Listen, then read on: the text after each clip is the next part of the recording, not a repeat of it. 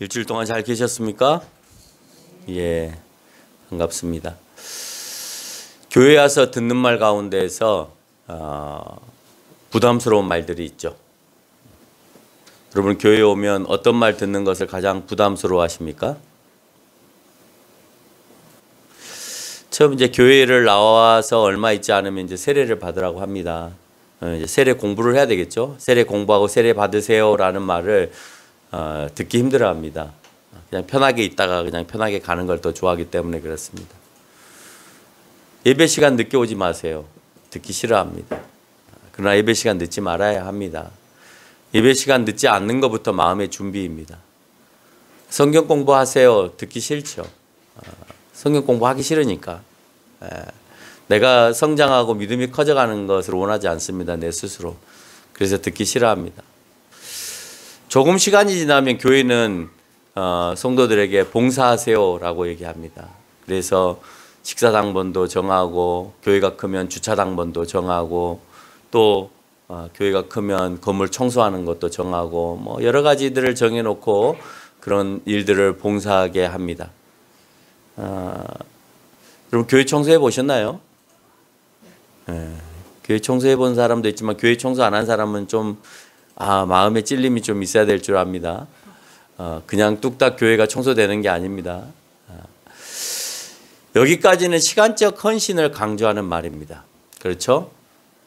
예배 시간 늦지 마세요. 성경 공부합시다. 봉사합시다. 이런 말들은 시간적 헌신을 하나님께서 요구하세요.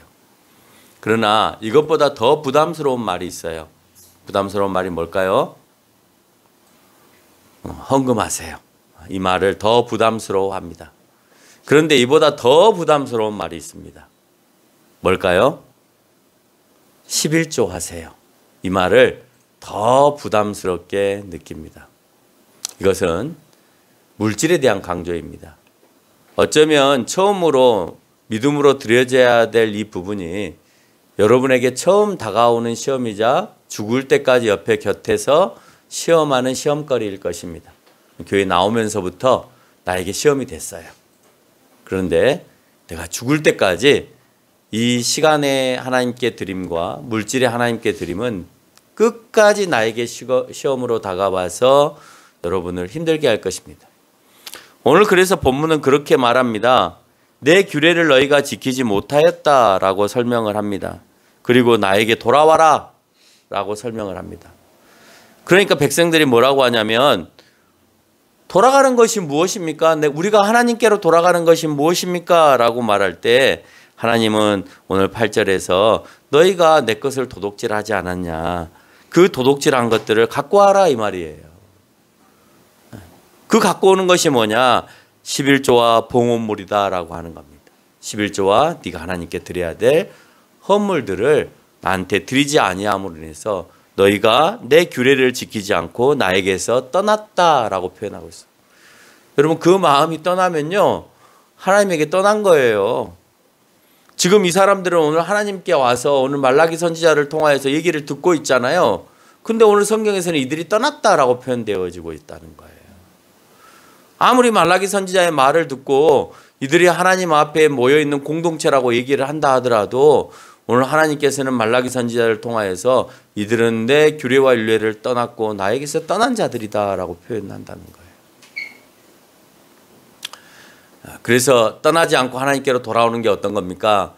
많은 게 있겠지만 이스라엘 백성들 가운데 특별히 너희가 헌물에서 떠났고 11조에서 나에게서 떠났다는 것을 말라기 선지자를 통하여서 언급해주고 있다는 겁니다.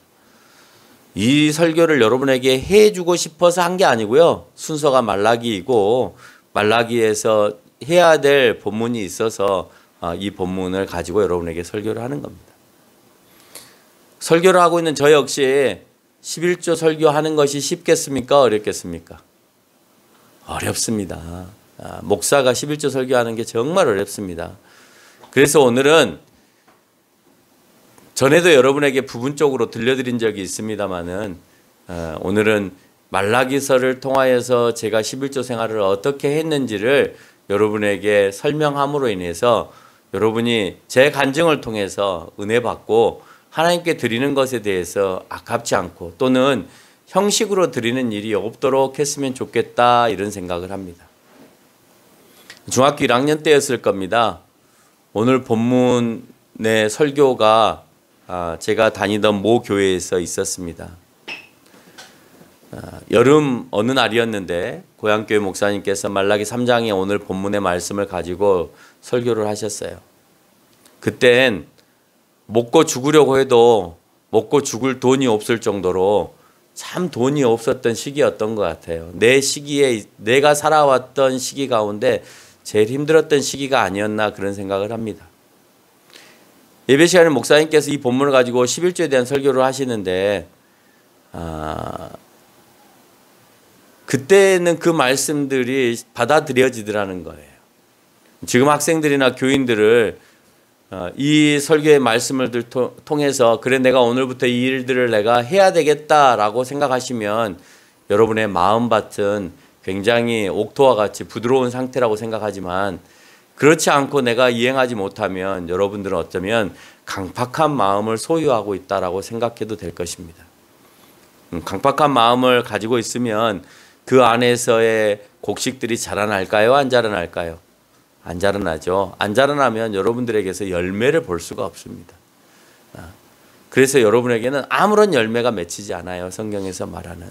여러분들뿐만 아니라 그 누구도 말씀이 여러분 삶 가운데 적용이 되지 않으면 신앙인으로서의 그 열매들이 그래서 여러분 주변을 보면 작년이나 재작년이나 그 전에나 똑같은 모습으로 살아가고 계시는 분들이 그대로 계시잖아요. 하나도 변함없이. 이게 자라나지 않은 성도들의 모습인 것입니다.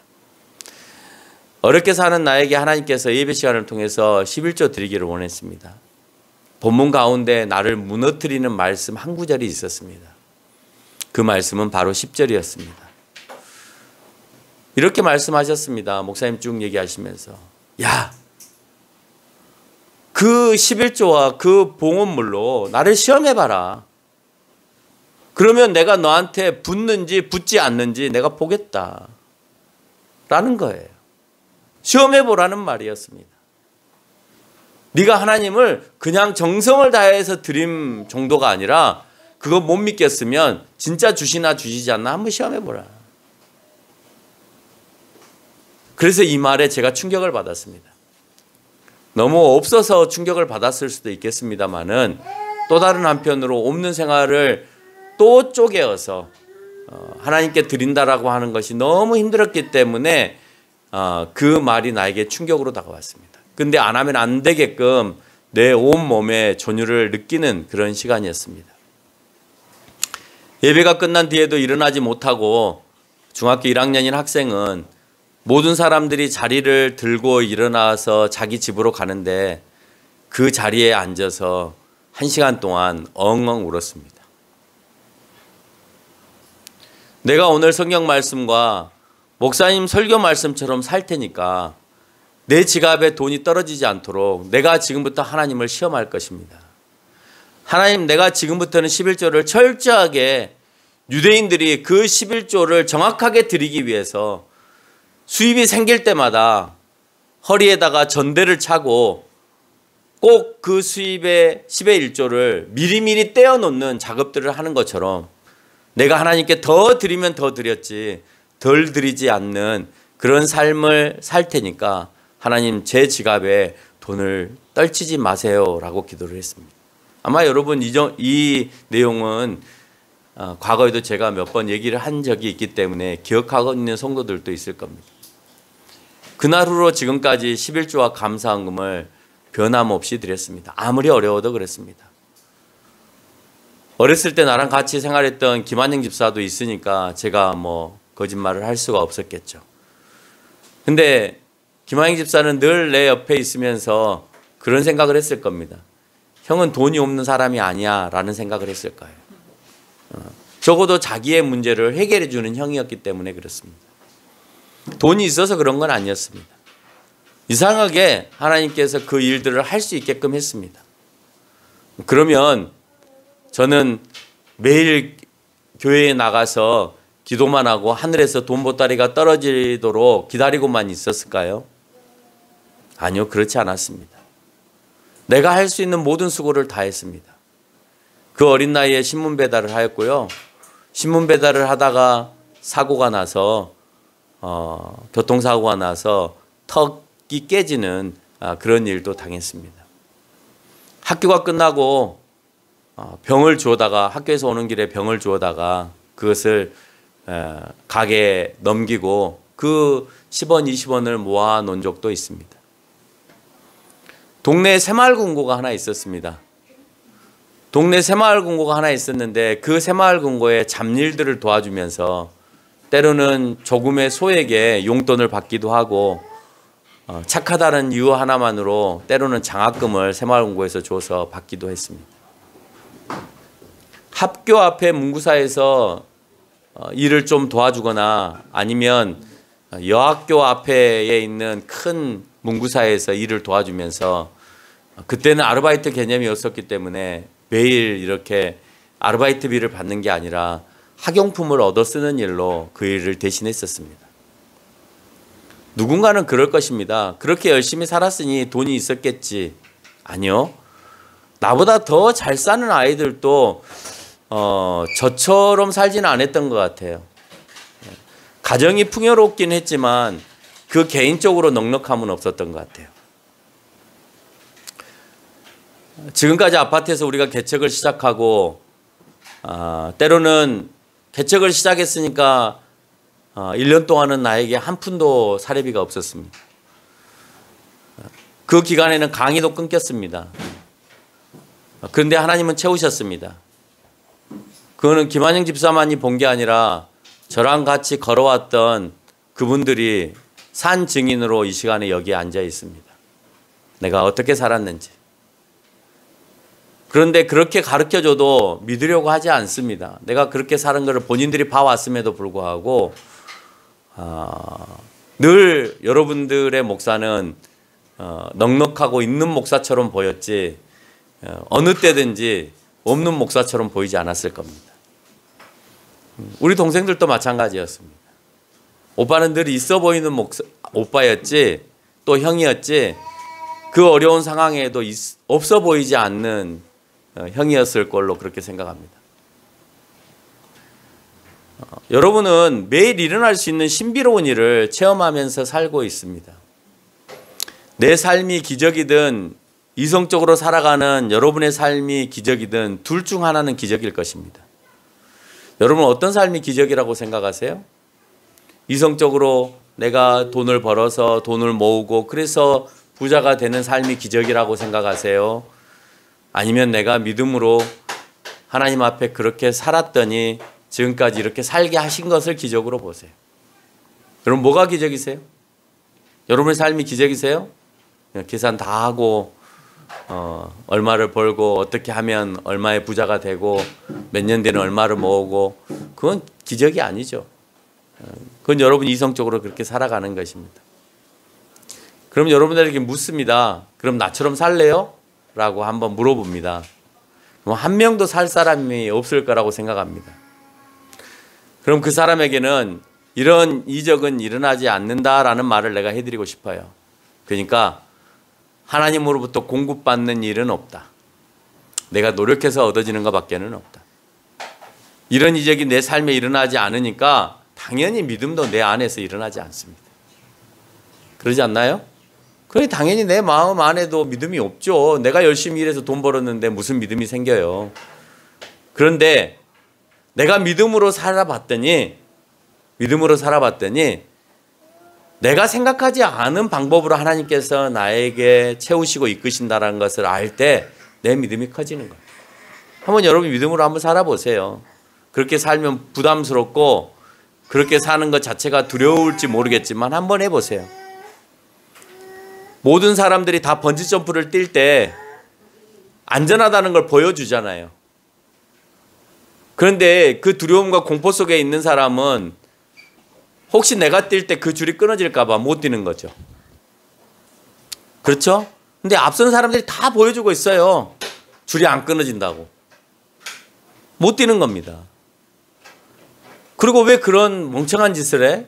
괜히 줄이라도 끊어지거나 엉켜가지고 내가 다치기라도 하면 나만 손해인데 그 일을 내가 왜 해야 돼? 뭐 하고 싶지도 않는데.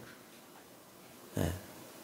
그래서 끝까지 못하는 경우들도 너무 많이 있습니다. 근데 믿고 남들이 다 뛰어서 끊어지지 않았으니까 믿고 내가 그 일을 했더니 거기에서 오는 그 스릴과 쾌감을 한번 느껴보는 거죠. 여러분의 믿음과 신앙이 그런 것 같아요. 내가 그걸 왜 느껴야 해? 그냥 내가 열심히 돈 벌어서 내가 열심히 살면 되지. 때로는 내가 믿음으로, 때로는 내가 없는 가운데도 하나님께 드려야 되는 그 일을 내가 왜 해야 돼? 그냥 그렇게 안 하고 그냥 내 생각대로 살아가 볼래? 라고 살아가는 경우도 있습니다. 그런 사람들은 아까 번지점프를 통해서 그 스릴과 또 뭡니까? 그 말로 표현할 수 없는 그런 것들을 느끼는 것처럼 여러분에게도 이적을 느낄 수 없는 그런 상황이 되어지는 것이죠. 믿음 있는 사람은 나의 모든 물질을 하나님의 은혜 가운데 공급받았다고 생각합니다. 그러나 믿음 없는 사람은 나의 노력으로 이렇게 벌었다고 생각하기에 두 사람의 생각 차이는 매우 클 수밖에 없습니다. 여러분은 어떻게 생각하세요? 나의 모든 것을 하나님께서 공급하셨다고 생각하세요? 내가 열심히 노력해서 벌었다고 생각하세요? 열심히 노력도 했죠. 노력 안 한 건 아닙니다. 근데 노력한다고 해서 다 부자가 되어지면 얼마나 좋겠습니까? 여러분이 삼성의 이건희만큼 노력 안 하세요? 노력해요. 그럼 적어도 누굽니까? 이재용의 절반만 한다고 해도 여러분은 한 달에 한 10억씩은 받아야 됩니다. 절반만. 절반은 하잖아요. 근데 누구는 조금만 노력을 해도 한 달에 몇십억씩 받고 누구는 뭐 새벽부터 저녁까지 나가도 10만 원, 20만 원 받기도 어려운 그런 상황이라면 열심히 한다고 부자가 되는 건 아닌 것 같습니다. 또 부자가 되는 게 세상의 목적도 아닙니다. 궁극적으로 오늘 성경은 마지막에 가서 하나님의 자녀가 되는 것에 대해서 기뻐하기를 원하고 있습니다. 하나님의 자녀가 되었다는 것이 얼마나 기쁜 일인가 하는 겁니다. 그건 대통령의 아들이 되는 것과 딸이 되는 것보다도 더 큰 일임에도 불구하고 우리는 세상에서 그게 물질로 연결이 되느냐 연결이 되지 않느냐로만 판단하기 때문에 내가 대통령의 자녀가 될지언정 하나님의 자녀는 별로 의미가 없다라고 생각하는 경우가 있어요. 그러나 모든 우주 만물을 하나님이 지으셨다고 생각한다면 대통령도 하지 못하는 채워주심이 우리 가운데도 얼마든지 일어날 수 있다라고 하는 거예요.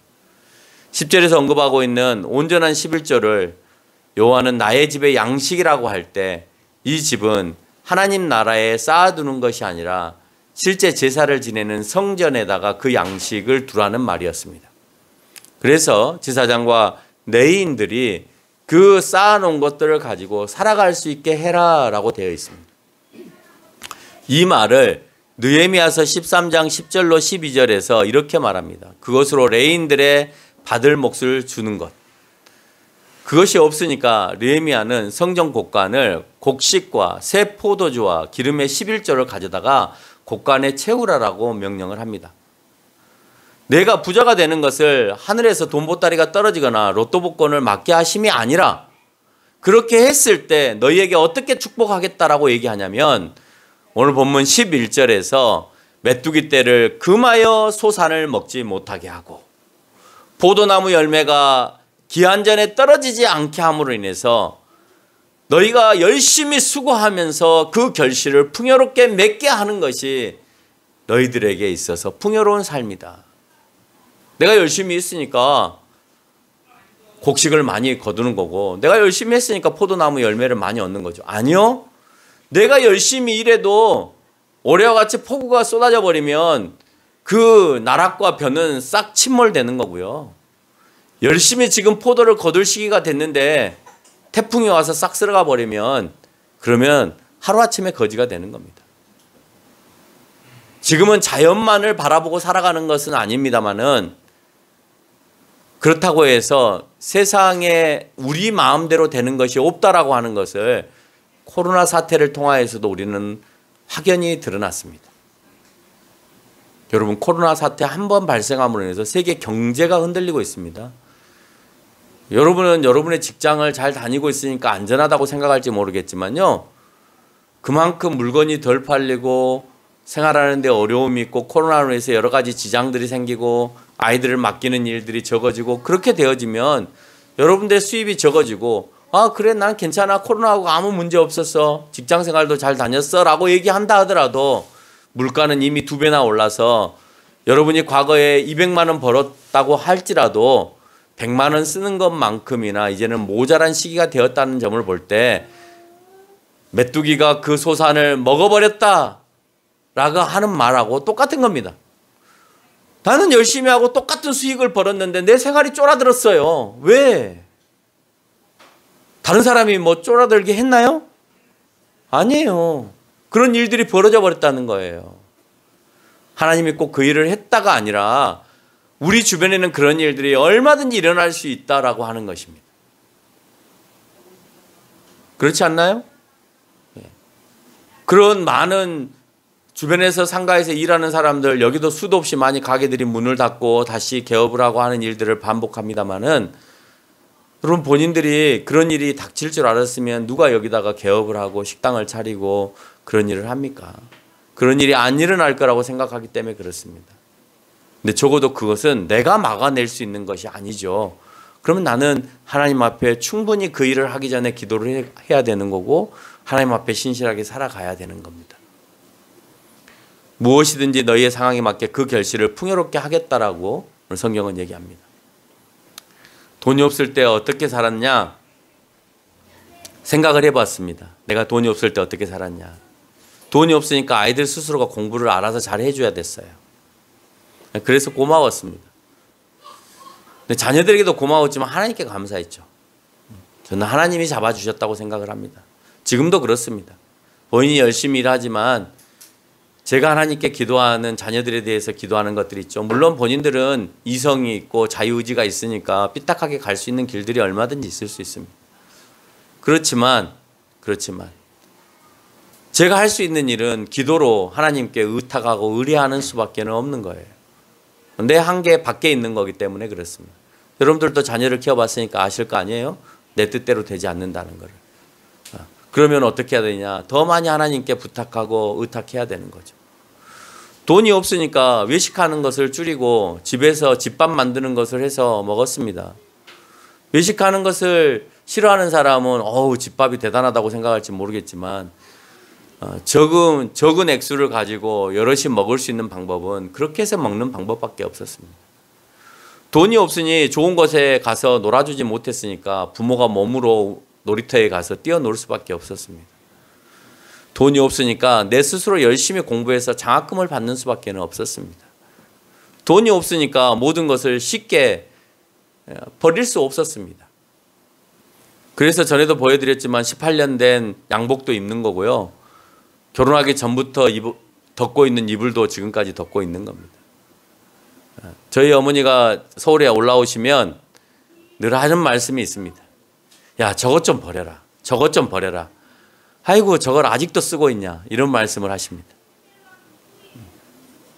근데 물론 보기 싫죠. 뭐 오래됐으니까 보기 싫죠. 그렇지만 아직 쓸만합니다. 쓰는데 지장이 없어요. 그러니까 그냥 씁니다. 그걸 썼기 때문에 지금 우리가 살 수 있는 거지. 남들이 버린다고 해서 다 버렸으면 아마 지금 살아가기가 참 어려웠을 겁니다. 돈이 없으니까 비싼 것은 거의 못 샀습니다. 그럼 어떻게 했냐? 그냥 주워서 썼습니다. 뭐 여러분 잘 알다시피 소파도 주워서 쓰고,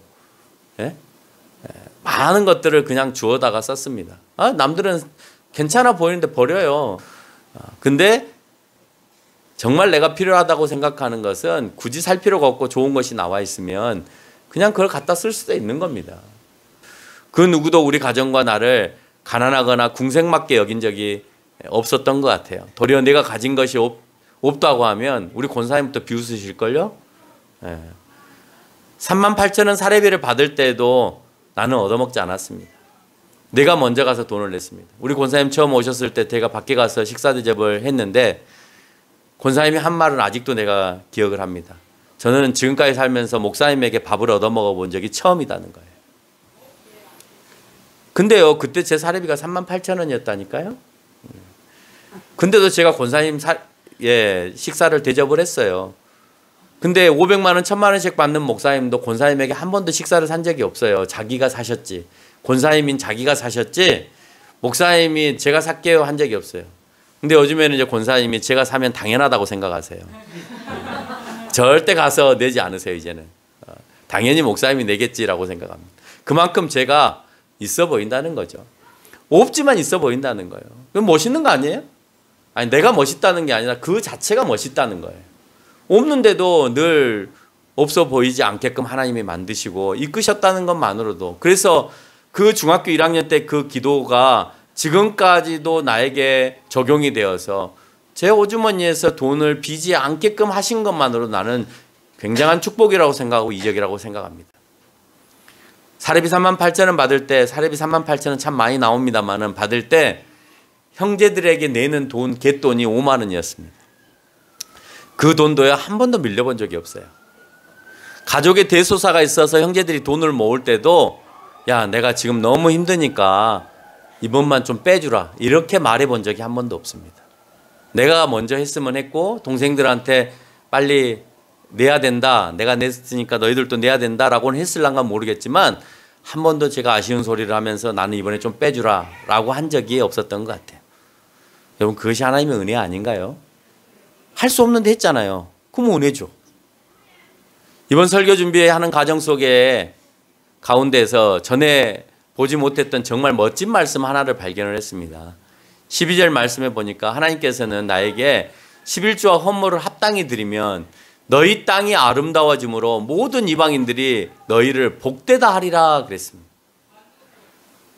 여러분 내가 사는 것이 아름답게 보이고 주변에 있는 사람들이 목사님은 복받았다라고 하면 그러면 그게 이적이 일어나는 거예요. 이스라엘 사람들이 지금 이방의 나라에서 종살이를 하다가 예루살렘으로 왔는데 그 예루살렘에 와서 사는 것이 주변에 있는 나라 사람들이 볼 때는 얼마나 형편없이 살게 보이겠어요. 그렇죠? 정말 아직 국가도 형성이 안 됐고 몇 명이 와서 뭐 돌 주워다가 성이라고 쌓고 있는데 얼마나 웃기겠어요. 먹을 것도 없고. 그런데 오늘 하나님께서 너희가 나에게 11조와 헌물을 합당하게 드리면 너희 땅이 아름다워지고 모든 이방인들이 너희들로 인하여 복되다 한다라고 말해주고 있다라고 하는 거예요. 여러분 저는요 그걸 느꼈어요. 목사님 있어 보여요. 네? 목사님은 부유하게 보여요. 없어 보이지 않아요. 목사님은 하나님께 참 복받으신 것 같아요. 이런 말들을 이 성경의 요절처럼 무수히 많이 듣고 지금까지 왔다니까요. 아니에요. 이 말을 하기가 싫더라고요. 왜 그런지 아세요? 그럼 내가 왠지 복을 발로 차는 것처럼 보이잖아요. 아니 다른 사람이 보기에 좋다는데 내가 지금 힘들다고 아니에요. 저 지금 힘들어요. 이 말을 하기 싫은 거예요. 왜? 남들이 보기 좋대잖아요. 그럼 보기 좋은 거잖아요. 메뚜기가 그 식량을 먹지 않으니까 포도나무에 포도가 그대로 달렸고 이방인들이 그걸 보고 보기에 얼마나 아름답고 복되다고 했겠냐는 거예요. 그렇다고 그것들이 거저 얻어지는 것이 아니라 그들의 노력과 수고는 있었죠. 땅을 파야 되고 심어야 되고 가꿔야 되는 일들은 있었습니다. 그러나 분명한 건 그 가운데 하나님의 돌보심의 역사가 일어나지 않으면 내가 오늘 돌봐주겠다는 거거든요. 그 말은. 그렇죠? 메뚜기 와서 못 먹게 하겠고 포도나무 열매가 못 떨어지게 하겠다라고 하는 것은 내가 할 수 있는 영역에서 너희들을 보호해 주겠다는 거예요. 다른 것도 다 해줄 수 있지만 너희의 수고와 노력을 빼지 않겠다는 거예요. 너의 수고와 노력도 하라는 겁니다.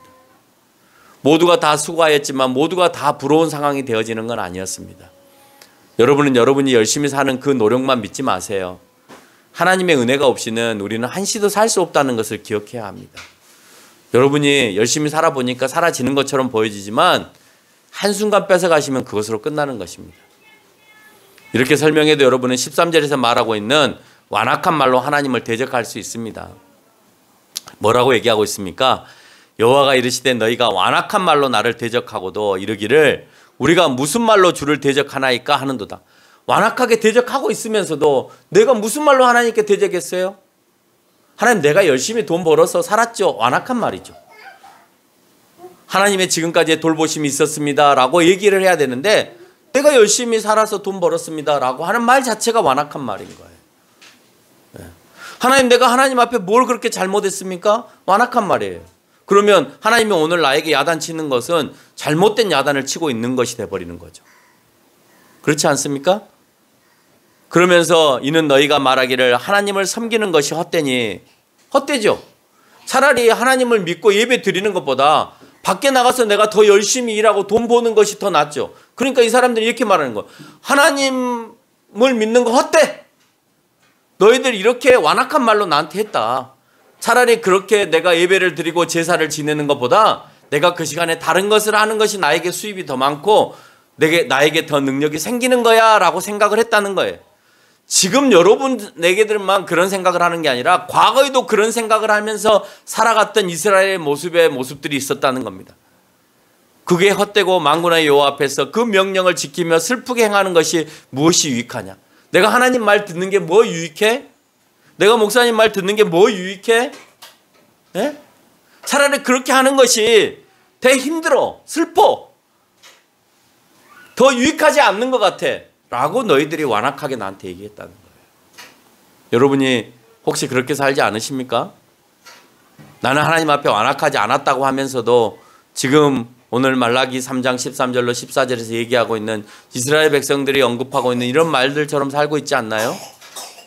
15절에서 언급하는 대로 하나님과 선지자 앞에서 보라는 듯이 하나님의 분부와 그 말씀에 순종하는 삶으로 살지 않고 반대로 교만하게 사는 자가 복되다면서 적당히 불법을 행하면서 돈도 벌어야 한다고 말하진 않아요? 예? 도리어 하나님을 시험하는 자가 말하기를 지금의 어려움을 피할 수 있다. 내가 그렇게 불법적으로 살고, 예? 내가 그렇게 살아가는 것이, 악을 행하면서 살아가는 것이 결국 나를 번성하게 하는 것이다. 적당히 살자, 세상에서. 뭘 그렇게 신앙으로 열심히 매진하면서 살려고 하느냐라고 여러분 생각하지 않습니까? 그 생각을 오늘 말라기서에 이스라엘 백성들이 그렇게 생각했다는 거예요. 세상에는 그 말이 맞아 보이겠지만 성경에서는 그것이 맞지 않다고 하고 있습니다. 세상에서는 맞는 말이에요. 세상 사람들은 다 그렇게 가르쳐줘요. 열심히 살아라, 돈 모아서 살아라, 이렇게 부동산 투기해라, 저렇게 해라 라고 얘기를 합니다. 다 맞아 보입니다. 그리고 너희들 시간 없으니까 예배도 좀 줄이고 적당히 가고 한 번만 드리고 뭘 그렇게 두 번, 세 번 열심히 드리고 뭘 그렇게 갖다 바치고 그러냐라는 말에 우리는 대러 더 현혹되어져 가면서 살고 있다는 거예요. 그 모습이 하나님을 향한 믿음이 없는 행동이고 도발이고 도전이고 하나님으로부터 받을 시험의 대가에 아무런 공포를 느끼지 않는 정말 대단한 사람들이라는 거예요. 공포를 안 느껴요. 안 당할 거라고 생각합니다. 지금까지도 별일 없었으니까 앞으로도 별일 없을 거라고 생각하는 거죠. 우리는 여기서 벗어나야 합니다. 이방의 나라에서 종살이를 한다. 돌아와서 아무것도 없는 그들에게 하나님께서는 정말 너희들이 아무리 어렵고 힘들다 하더라도 내 것을 도둑질하지 말라는 말로 시작하고 있다는 거예요. 여러분, 제가 처음에 가정에서 개척을 할 때 학생들한테 제일 하기 힘들었던 게 헌금 내라는 말을 정말 하기 힘들었습니다. 헌금이요, 처음에 예배를 드리는데 학생들 몇 명 이렇게 예배 드리는데 헌금이, 내가 드리는 헌금 빼놓고는 헌금이 하나도 안 나오는 거예요. 몇 줄을. 근데 그 학생들을 향해서, 없는 학생들을 향해서 헌금 내란 말을 못 하겠는 거예요. 야, 정말 100원이라도 준비해서 하나님께 드려야 된다. 그 100원 내가 예를 들어서 교회가 가지면 뭐 할 거예요? 그렇지만 너네가 하나님 앞에 정성을 다해서 드려야 된다라고, 그 말조차 100원이라도 드려야 된다, 1000원이라도 드려야 된다라는 말을 제가 지금까지 우리 재수 씨한테도 말을 못해요. 해야 됩니다. 그건 하나님께 드리는 거니까 해야 됩니다. 다른 교회는 그걸 교육을 합니다. 교회 오면 1주차, 2주차, 3주차 교육을 해서 그렇게 하게끔 다 합니다. 권사님들이 따라다니면서 헌금 봉투에 어떻게 하는 것까지 다 가르쳐 줍니다. 근데 그 말을 못 하겠는 거예요. 넉넉한 사람에게도 그 말을 못 하겠고 넉넉하지 않은 학생들에게도 그 말을 못 하겠는 거예요. 근데 오늘 하나님은 매우 냉정하세요. 얼마나 냉정하시냐? 아무것도 갖고 돌아오지 않은 그들을 향하여서, 오늘 척박한 땅에 정착한 이스라엘 백성들을 향하여, 이제 농사를 지어서 먹어야 될 그 사람들을 향하여서 너희가 내 것을 도둑질했다, 내라 라고 얘기하고 있는 거예요. 좀 부자가 되고 어느 정도 농사에 소득이 있고 그런 다음에 내라 해도 되잖아요. 근데 오늘 포로로 귀환해서 살고 지금 막 열심히 하나님의 성전을 쌓고 있는데, 그 성전을 쌓고 있는데도 불구하고 그래서 수입이 없어서 막 급박하게 살아가고 있는데 그들을 향하여서 하나님 거 도둑질하지 말으라고 냉정하게 얘기하고 있다는 거예요. 얼마나 냉정하겠어요. 여러분 낮에는 성 쌓고 저녁에는 이방인들이 쳐들어올까 봐 내가 망대에 서가지고 지키고 있고 또 그 시간에 틈틈이 내가 시간 나는 대로 농사 짓는데 그걸 또 하나님이 달라 하시네. 얼마나 냉정해요 하나님이. 근데 하나님은 그렇게 말해요. 내가 냉정한 것이 아니라 너희가 내 것을 도둑질했다. 주고 하나님께 드리고 난 다음에 너희가 하나님으로부터 받을 그 더 큰 축복을 기대하라는 거예요. 드림으로 인해서 너희가 더 부족해지거나 더 나약해지는 것처럼 보여지지만 아니라 그렇게 너네가 믿음으로 하나님 앞에 드렸을 때 하나님께서 너희에게 어떻게 축복하시는가를 보라는 거예요. 여러분 그게 믿음인 거예요. 우리 조상들이 일제시대나 6.25 때 하나님께 드리는 것을 소홀하게 생각하지 않았습니다. 끼니를 때울 수 없는 우리 조상들은요 그때 신앙생활을 할 때도 하나님 앞에 쌀을 이만큼 내가 얻어서 오늘 밥을 해 먹어야 되겠다 그러면 한 수저라도 덜어서 꼭 11조를 드렸어요. 그래서 그것을 성미 주머니에다가 담아가지고 한 수저 담고 한 수저 담고 해서 요만큼 생기면 그걸 내가 돈이 없으니까 그거라도 하나님 앞에 드렸던 거예요. 그 결과가 지금의 한국 교회들을 만들어낸 것입니다. 여러분 단기간 안에 이렇게 많은 교회와 교회를 통하여서 부흥한 나라가 없습니다. 여러분 결론을 맺겠습니다. 아무리 여러분이 헌금을 드리고 교회가 부자가 되는 것 같고 목사가 혜택을 그걸로 인해서 많이 받는 것처럼 보여질지 모르겠습니다. 그러나 중요한 것은 하나님은 여러분께서 드리는 손을 보시는 것이지 그게 교회에 쌓이거나 목사가 혜택을 많이 받는 데 관심이 있는 게 아니라는 거예요. 여러분이 드리는 그 손을 보시고 그것을 잊지 않는다라고 보고 있는 거예요. 그 손을 보시고 순종하는 여러분을 16절에서 여호와 앞에 있는 기념의 책에다가 너희를 기록하겠다는 말씀에 여러분은 더 열광하시기 바랍니다. 여러분의 소산이 더 많아지는 것이 아니라 하나님 앞에 있는 기념책에 여러분을 그걸 기록하겠다는 거예요. 그리고 그 사람을 땅에서 아름답게 하시겠다는 겁니다. 그리고 17절에서 그 기념책에 기록된 사람들을 뭐라고 얘기하고 있느냐? 바로 내 아들이다, 내 소유다라고 표현하고 있는 거예요. 내가 정한 날에 나의 특별한 소유로 삼겠다. 너희가 너희 아들을 아끼는 것 같이 내가 너희를 그렇게 아끼겠다라고 표현하고 있습니다. 나를 아껴주시는 하나님, 그러기 위해서 내가 하나님께 아낌을 받을 수 있도록 내 생각에 합당하게 하나님께로 향해야만 됩니다. 그래서 말씀에 순종한 사람을 이루어야 되고 내가 아버지의 말씀을 순종함으로 인해서 내가 하나님의 자녀의 특권을 누릴 수 있다는 사실을 기억하면서 살아가는 저와 여러분이 되시기를 바랍니다.